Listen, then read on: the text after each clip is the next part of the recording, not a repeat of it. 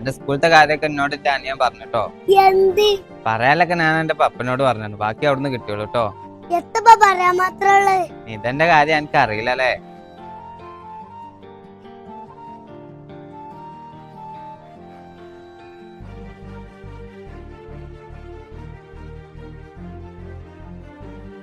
എന്താ ഇതോ? സോറി പപ്പ. ഇതിനപ്പൊ സോറി ഒക്കെ പറയണേ? പപ്പനോട് നിതന്റെ കാര്യം പറഞ്ഞില്ലേ?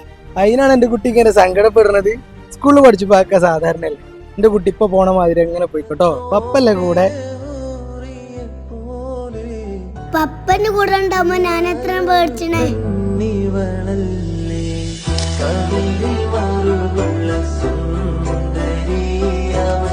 കരള് കവർ